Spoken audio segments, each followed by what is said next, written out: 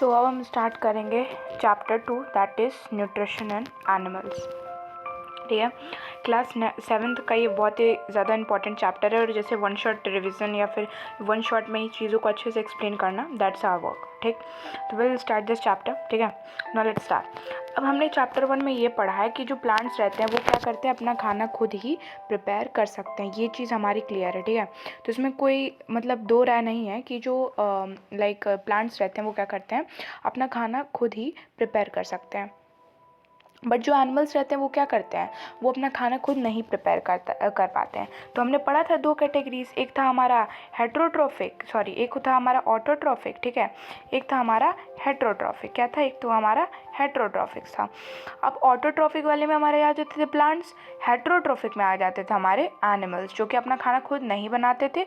वो डायरेक्टली या फिर इनडायरेक्टली किस पे डिपेंडेंट रहते थे, वो डायरेक्टली या फिर इनडायरेक्टली वो प्लांट्स पे ही डिपेंडेंट रहते थे। ठीक है, very simple thing, not very much issue to understand. ठीक, अब हम यहाँ पे आते हैं सम एनिमल्स। ठीक है, अब हम आते हैं animals nutrition include nutrient requirement, mode of intake. ठीक है, यूटिलाइजेशन ऑफ द बॉडी। ठीक, तो वही हमें न्यूट्रिशन का डेफिनेशन यहाँ दे दिया जो कि हमने पहले चैप्टर में भी पढ़ा था, और वही चीज़ एनिमल में भी होती है ना। एनिमल्स जैसे हम ही वही बात कर रहे हैं कि हम अगर फूड को क्या कर रहे हैं, ठीक है, अगर फॉर एग्ज़ाम्पल, ठीक है, ये हमारा ऐसे कुछ टाइप का नोज़ बना देते हैं और ये हमारी माउथ हो जाती है। ठीक है, ये कुछ इस टाइप का बनाते हैं, तो यहाँ से हम क्या कर रहे हैं, फूड ले रहे हैं। बहुत सारे प्रोसेसेस होते हैं, ये हमारा फूड पाइप होता है, ऑसोफेगस होता है, फिर यहाँ आ जाता है तुम्हारा स्मॉल इंटेस्टाइन स्टमक में। ठीक है, लार्ज इंटेस्टाइन, ये सारी चीज़ें होती हैं। तो प्रोसेस अभी आगे हम पढ़ते जाएंगे। ठीक है, तो बट हम क्या कर रहे हैं, न्यूट्रिशंस ले रहे हैं। ठीक है, न्यूट्रिशंस ले रहे हैं, तो न्यूट्रिशंस क्या हो जाता है हमारे, क्या होता है, वो हमारे न्यूट्रिएंट्स जो होते हैं वो कंपोनेंट्स हो जाते हैं, जो कि ये होता है carbohydrate, proteins, fats, vitamins and minerals, जो कि हम पिछले चैप्टर में पढ़ के आए हैं। तो हम न्यूट्रिएंट्स को क्या करते हैं, लेते हैं, उसको क्या करते हैं, उसको क्या यूज़ करते हैं, फूड का काम हमारे क्या है, फूड का काम है हम अपने आप को जीवित रखने के लिए फूड की बहुत ही ज़्यादा रिक्वायरमेंट होती है। अब यहाँ पे क्या आ जाते हैं, नेक्स्ट थिंग, अब यहाँ पे the components of food such as carbohydrate complex substances, मतलब जो कि हमारी जो बॉडी रहती है वो डाइजेस्ट नहीं कर पाती है। तो जो कॉम्प्लेक्स सब्सटेंसेस रहते हैं वो हमारी बॉडी क्या करती है, उसको सिंपलर फॉर्म में कर देती है और तब हम जाके उसे डाइजेस्ट कर पाते हैं। ठीक है, सो देखो ये चीज़ लिखा है, so they are broken down into क्या, they are broken down into simpler substances, the break down of complex substances, complex components of the food into simpler substances called as digestion. तो डाइजेशन क्या है, simple से definition है, बहुत ही important exam के perspective से, कि जो भी ब्रेक डाउन ऑफ सिंपल, जैसे जो भी कॉम्प्लेक्स कार्बोहाइड्रेट है उसको आप सिंपल फॉर्म में ब्रेक कर दो तो वो क्या हो जाता है, वही आप जब फूड को सिंपल फॉर्म में ब्रेक कर दोगे तो उसको हम कह देते हैं डाइजेशन। तो हमारी जो एनिमल्स की जो बॉडी होती है वो क्या करती है, डाइजेशन करती है। ठीक है, अब different ways of taking food, हम क्या बात करेंगे, different ways of taking food. अब देखो the mode of taking food, यहाँ पे कुछ भी उतना इम्पॉर्टेंट मतलब कुछ है ही नहीं इसमें, वही चीज़ें बता रहा है कि आपके जो बीज या फिर ह्यूमिंग बर्ड्स, देखो ह्यूमिंग बर्ड होती है ना, वो तुम्हारी स्मॉलेस्ट बर्ड होती है। ठीक है, पूरे वर्ल्ड की। नेक्टर क्या करती है, of plants infants of humans and the other animal feed on the mother's milk. ठीक है, स्नेक्स लाइक पाइथन, ठीक है, swallow the animals, ठीक है, upon some aquatic animals filter teeny food particles floating nearby। ठीक है, ये सब कुछ नहीं है, उतना कुछ भी नहीं है, ये सब आप लोग का काम है फालतू का। यहाँ जाते हैं नेक्स्ट पे, स्टार फिश। अब ये जो पॉइंट है ना, ये आते एग्जाम के परस्पेक्टिव से थोड़ा सा इंपॉर्टेंट है कि जो स्टार फिश होती है that feeds on the animal covered by, star fish feeds on the animal covered of hard cells that is calcium carbonate. Calcium carbonate जो रहता है, जो कि एनिमल्स रहते हैं उन पे क्या करती हैं, उनको खाती हैं। ठीक है, जब वो शेल को ओपन करती हैं, जो स्टार फिश रहती है अपने स्टमक को क्या करती है, बाहर निकाल देती है, और जो स्टॉफ एनिमल है सेल के इनसाइड पे, ठीक है, उसको खा लेती है। अब जो स्टमक क्या होता है, फिर से क्या हो जाता है, वो पीछे चला जाता है, मतलब उसके बॉडी में अंदर चला जाता है, और जो फूड रहता है वो क्या हो जाता है, स्लोली डाइजेस्ट हो जाता है।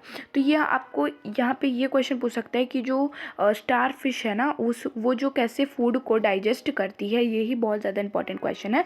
और कौन सा एनिमल को खाती है, जिसका जो शेल रहता है वो किससे कवर होता है, वो हो जाता है हमारा कैल्शियम कार्बोनेट से कवर रहता है। तो ये बहुत ही ज़्यादा इंपॉर्टेंट है। अब हमारा जाता है डाइजेशन इन ह्यूमन बींग्स। ये बहुत ही इंपॉर्टेंट है, प्रोसेस पूछ देता है, डायरेक्ट पूरा बुक से याद करना इज मोर बेटर। अब हम एक पार्ट ये पढ़ते हैं। We take in food through the mouth, digestion and utilize the unused parts of the food are defecated. Have you ever wondered what happens to the food inside the body? The food passes through a continuous canal which begins at the buccal cavity and ends in the anus.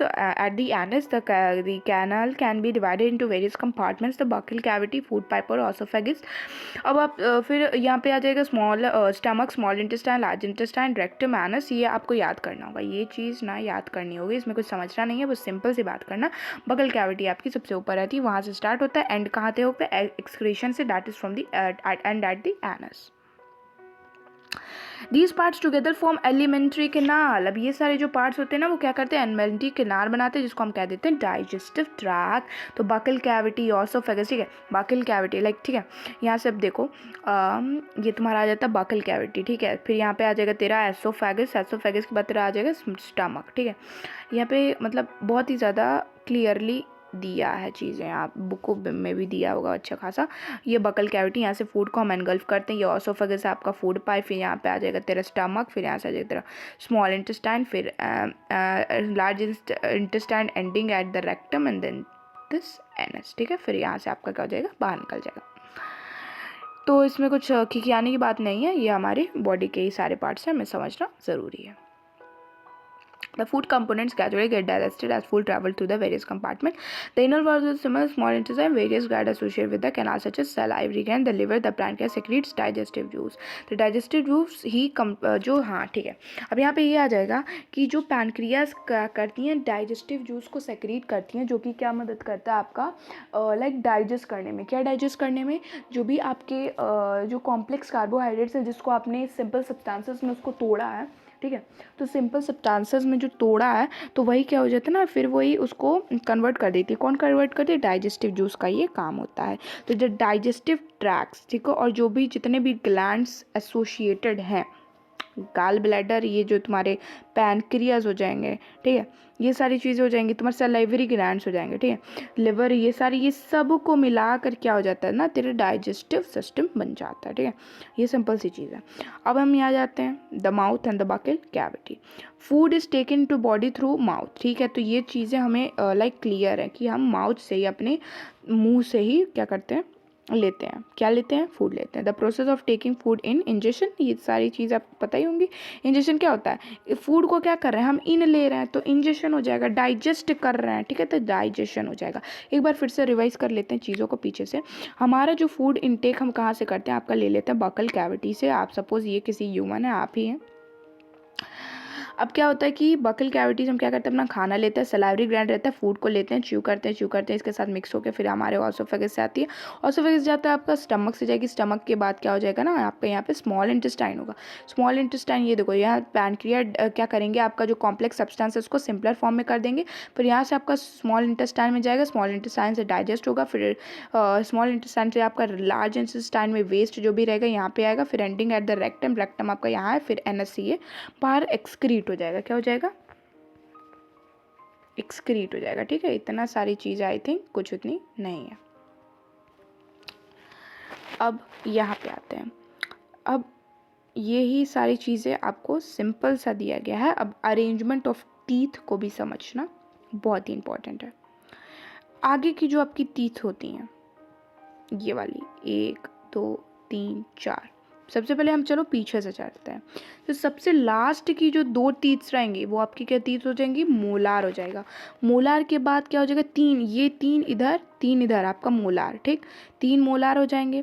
फिर क्या हो जाएगा, 2 pre molar हो जाएगा। तो ऐसे याद रखो, 3 मोलार, फिर इधर से भी 3 मोलार, ठीक है, 3M, फिर उसके बाद आ जाएगा 2 प्री मोलार, क्या आ जाएगा, 2 प्री मोलार।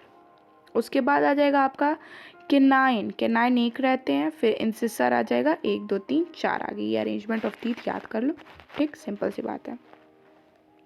अब ये यहाँ पे परमानेंट और मिल्क टीथ की बात की गई है। छोटे रहते हैं तो क्या रहती है हमारी, परमानेंट टीथ तो रहती नहीं है, मिल्क टीथ रहती है। तो जो कि ये यहाँ पे डेफिनेशन अक्सर एग्जाम्स में पूछते हैं कि मिल्क टीथ और परमानेंट टीथ में क्या डिफरेंस है। तो ये आपको याद कर लेना बहुत ही ज़्यादा इम्पॉर्टेंट है। एक बार समझ जाओ, मिल्क टीथ टूटती है तो जाकर परमानेंट टीथ आती है, और जब परमानेंट आ जाती है तो फिर परमानेंट आ गई तो अब टूटी तो समझो तुम टूट गए, फिर तुम्हारा दूसरा दांत जमेगा ही नहीं। ठीक है, तो बहुत संभल कर रहो। अब फिर यही सब आ गया, ये सारी चीज़ें हैं। फिर our mouth has salivary glands, हमने पढ़ा ये सारी चीज़ें। इफेक्ट्स यही, हम टेक 2 टेस्ट ट्यूब्स और in A put 1 stain of boiled rice, ठीक है, 1 बॉइल्ड राइस आफ्टर च्यूइंग, ठीक है। नाउ आयोडाइन का सोल्यूशन आप 2 से 3 फिर क्या करेंगे, that the saliva breaks down the starch into sugar, ठीक है। जिसमें हम च्यू करके रखे रहेंगे तो हमारे में सलाइवा प्रेजेंट रहती है उसमें, तो जो सलाइवा क्या करती है, स्टार्च को क्या करती है, शुगर में कन्वर्ट कर देती है। तो टंग यहाँ पे आ जाएगा, what do you mean by tongue. तो टंग एक फ्लैशी मस्कुलर ऑर्गन जो कि हमारे बैक क्या करता है, back to the floor of the buccal cavity, it is free and front and सारे डायरेक्शन में क्या कर सकता है, ये मूव कर सकता है। अब यहाँ पे आगे भी आएगा हमारे टेस्ट बर्ड्स, ठीक है, यहाँ पे आ जाएंगे, देखो ये तुम्हारे टेस्ट बर्ड्स भी आगे आएंगे। पहले हम यहाँ आ जाते हैं टूथ डीके। टूथ डीके ये देखो तुम्हारे एग्जाम के पर्सपेक्टिव से इम्पोर्टेंट बिल्कुल नहीं है, ये तो आएगा ही नहीं, मैं गारंटी दे रही हूँ, ठीक है, नहीं आएगा।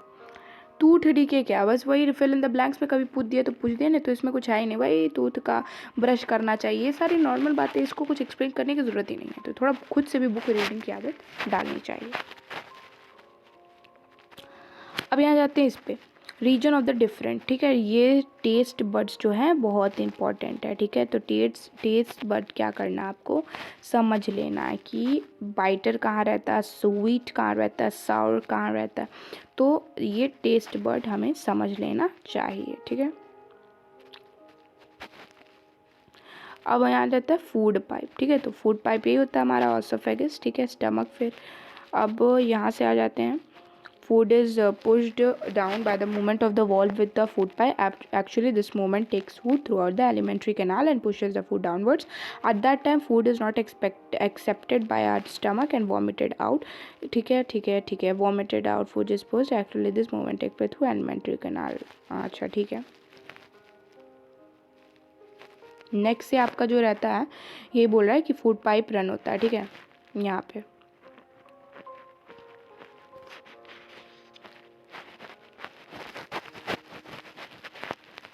ठीक। अब आ जाते हैं स्टमक। स्टमक क्या शेप ये पूछता है, जे शेप में रहता है, ये बहुत इंपॉर्टेंट है। Inner lining mucus, hydrochloric acid और डाइजेस्टिव जूस के, म्यूकस प्रोटेक्ट्स, ये सारी चीज़ें ना याद करने वाली हैं। और फिर आ जाएगा यहाँ पे digestive juices breaks down proteins into simpler substances, इसमें सब याद ही है, उसमें कुछ एक्सप्लेनेशन पार्ट है तो विल गो ऑन इट, ठीक।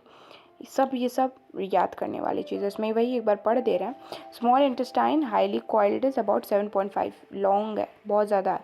It secretes livers in, it receive secretions from liver and pancreas also secretes the liver की बात की गई है।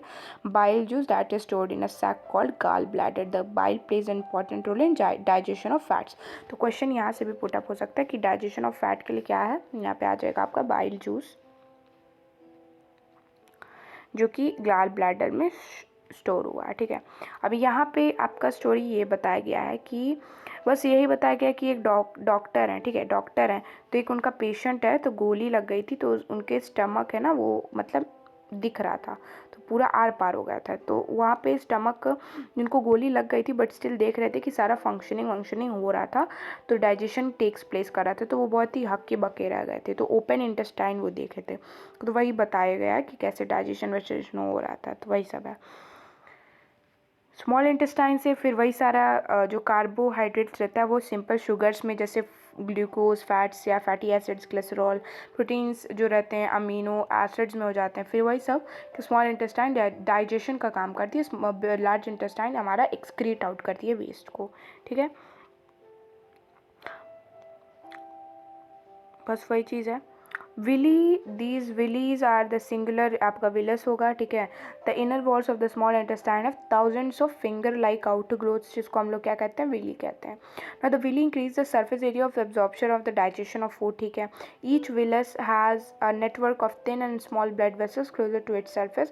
The surface of the villi absorb the digested food material. The absorbed substances are transported via the food blood vessels to different organs of the body, which they are used to build complex substances such as proteins required by the body. This is called assimilation, ठीक है। तो जो भी हमारा क्या होता है ना, assimilation पूछ सकता है कि assimilation होता क्या है, कि जो हमारा विली होता है ना वो क्या करता है, डाइजेस्टिव जो फूड मटेरियल्स रहते हैं, ठीक है, वो क्या करते हैं, एक नेटवर्क और स्मॉल ब्लड प्रेशर लाइक क्या कहते हैं, ये जो इसका सरफेस होता है एब्जॉर्प्शन का डाइजेशन फूड में, तो वो इसको इंक्रीज करता है। तो जो क्या कहते हैं, जो एब्जॉर्ब्ड सब्सटेंस है वो क्या करता है, ट्रांसपोर्ट हो जाता है हमारा ब्लड वेसल्स के थ्रू, ठीक है, ब्लड वेसल्स के थ्रू डिफरेंट ऑर्गन्स में, जो different organs like different organs of the body which they are use to build complex substances, जिसको हम लोग कहते हैं प्रोटीन्स। तो यही जो कॉम्प्लेक्स सब्सटेंसेस को बिल्ड हम करने वाले को प्रोसेस को क्या कहते हैं, एसिमिलेशन। जैसे ग्लूकोज, जैसे सेल में क्या होता है, ग्लूकोज ब्रेकडाउन होता है ऑक्सीजन के with help of oxygen, carbon dioxide और वाटर में, और एनर्जी रिलीज होती है। तो फूड दैट रिमेन्स अनडाइजेस्टेड वो क्या करते हैं, लार्ज इंटेस्टाइन उसको बाहर कर देती है। तो लार्ज इंटेस्टाइन हमारा 1.5 मीटर्स का रहता है। यही अगर हम बात करते हैं स्मॉल इंटेस्टाइन की, तो 7.5, मतलब लार्ज इंटेस्टाइन भले लार्ज नाम रखें हैं, बट स्मॉल इंटेस्टाइन ही छोटा पैकेट बड़ा धमाका है। अब यहीं पे its function is to absorb some salts from the undigested material, remaining waste जो रहते हैं पास्ट, वो जो फैकल मटेरियल्स को हम रिमूव करते हैं, ठीक है, थ्रू एनएस से, तो टाइम टू टाइम उसी को क्या कहते हैं, एजेशन कहते हैं। तो डेयरी प्रोसेस हमारा एजेशन, ठीक है, डाइजेशन, इंजेशन, एजेशन, पहले इनटेक करेंगे, ठीक है, तो इंजेशन, फिर डाइजेस्ट करेंगे, फिर डाइजेशन, मतलब फिर वही डाइजेशन हो जाएगा, तो जो वेस्ट रहेगा उसको एक्सक्रीट आउट करना होगा, उसको कह देंगे इंजेशन, ठीक है। अब यहाँ पे 1 2 बस इतना ही टॉपिक है, फिर ख़त्म। डाइजेशन, अब हम बात करते हैं ग्रास ईटिंग एनिमल्स। काऊ को जानते हैं, क्विक सॉलो कर लेती है। एक उसके स्टमक में पार्ट होता है रूमन, यहाँ पे सिंपल सा हम बता दे रहे हैं, पढ़ने के उसमें उतना नहीं है। रूमन क्या करता है, ठीक है, ठीक है, जैसे हम सेल्यूलोज क्या करते हैं, हम डाइजेस्ट नहीं कर पाते, बट ये लोग सेल्यूलोज क्यों डाइजेस्ट कर पाते हैं, रूमन जो रहता है उसको प्रेजेंट रहता है, ठीक है। तो अब इन्हीं के चलते ये लोग क्या करते हैं, डाइजेस्ट कर लेते हैं। जो जहाँ पे जो फूड रहता है partially digested and is called कड। क्या करते हैं, देखो ये डाइजेस्ट कैसे करते हैं, मतलब ये कैसे, आप देखते रहते हो गायों का मुंह हमेशा चलता रहता है, तो ये पहले खूब सारा ग्रास लेती हैं और स्टोर कर लेती हैं, ठीक है, स्टोर कर लेती हैं। तो क्या करती हैं, फिर जब उनका मुंह ख़त्म हो जाता है तो फिर क्या करती हैं, वहीं से फिर अपने लेती हैं और वो अपने मुंह में रखती हैं, फिर चबाती रहती हैं, मतलब वो 24 आवर्स चबाती ही रहती हैं। तो उसी प्रोसेस को आप रूमिनेशन कह देते हो, और इन्हीं एनिमल्स को आप रूमिनेंट्स भी कहते हो, ठीक है। अब बस ये कहेंगे, सिंपल सी यहाँ पे बात कही गई है। अब यहाँ पे आ जाते हैं feeding in the digestion and digestion in amoeba, ठीक है। यहाँ पे सिंपल सा एमीबा की बात की गई है, फिर हमारा जो चैप्टर ख़त्म हो गया, फिर इस पर हम आ जाएंगे डायरिया पे, ठीक है। तो लेक्चर को ज़्यादा लंबा नहीं जा रहा, बट हाँ आराम से हो जाएगा। अमीबा क्या है, हमारा यूनिसेल्युलर ऑर्गेनिज्म है, सिंगल स्क्रोपिक ऑर्गेनिज्म है, ठीक है। यूनिसेल्युलर मतलब इसके पास एक ही सेल है, इसकी जो एक ही सेल रहती है ना, वो क्या करती है, सारे फंक्शंस को परफॉर्म करती है। सीडोपोडिया यानी कि इसकी फॉल्स फीट रहती है, जो कि मूवमेंट क्या करती है, कैप्चर करती है। अब सपोज यहाँ तुम्हारा ये खाना रखा है, अमीबा क्या करेगा ना, अपने इस फॉल्स फीट को ऐसे बढ़ा के फिर क्या करेगा, फूड को ले लेगा, फिर एक ही इसका सेल रहेगी, उसको डाइजेस्ट कर लेगी। फिर यही अमीबा क्या करेगा ना, यही अमीबा क्या करेगा, अभी मैं बताती हूँ। यही अमीबा क्या करेगा, सपोज़ अब ये इसको इसने डाइजेस्ट कर लिया, ठीक है, इसने क्या किया, डाइजेस्ट कर लिया। अब ये क्या करेगा, यहाँ पे वेस्ट लीव कर देगा, ये जो भी वेस्ट होगा इसका, फिर ये क्या करेगा, अपना इधर ऐसे फिर साइड हो जाएगा। तो वो क्या करते हैं, इसी को, ये अमीबा क्या होता है, एक ही सेल इसके पास रहता है जो डाइजेशन और एक्सक्रीशन दोनों ही करते हैं, ठीक है। तो जो फूड रहता है वो क्या करते हैं, बिकम्स ट्रैप्ड फूड वैक्यूल में वो ट्रैप हो जाते हैं। तो फूड कैसे लेता है, एक ही सेल रहता है बट फूड वैक्यूल में ये जाके ट्रैप हो जाता है। फूड वैक्यूल में ऑब्वियस सी बात है डाइजेस्टिव जूट्स रहेगा, कॉम्प्लेक्स जो रहेगा वो सिंपल सब्सटेंस वहीं पे टूटेगा।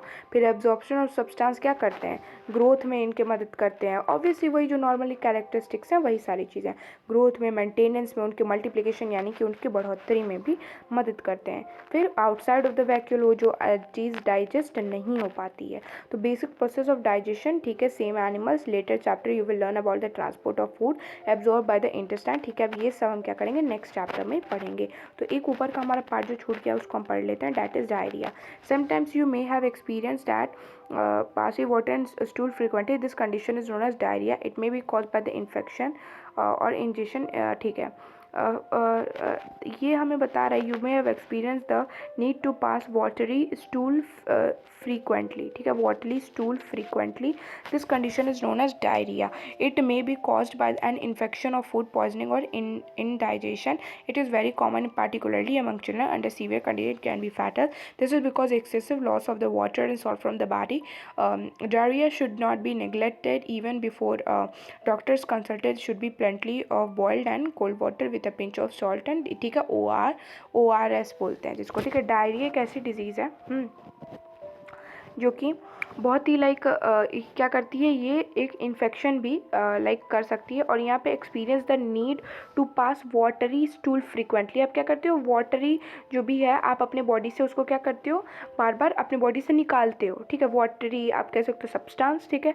तो फिर क्या कहते हैं, ये इंडिया में बहुत ही कॉमन है चिल्ड्रंस में, ठीक है, चिल्ड्रंस में क्या होता है बहुत ही ज़्यादा कॉमन है। तो इसके लिए एक सिंपल सा है, यहाँ पे आपको ये क्वेश्चन आ सकता है कि डायरिया जो है उसका क्योर क्या है, ORS क्या होता है, ठीक है। तो ORS होता है ओरल रिहाइड्रेशन सॉल्यूशन, जो कि आप उसको यूज़ कर सकते हो, ठीक है। इसको ये क्या होता है, डॉक्टर इसको कंसल्ट करते हैं, पहले आप तो बॉइल्ड कर देना वाटर को, फिर उसको कूल कर लेना, फिर उसमें एक pinch of salt and sugar डाल देना, फिर उसे मिक्स करके जब आप पियोगे तो वो आपका हो जाता है oral rehydration solution, that is ORL। तो डायरिया का क्योर वही है, ठीक है। अब यहाँ पे हो जाता है हमारा चैप्टर ख़त्म, और बस ये था वन शॉट।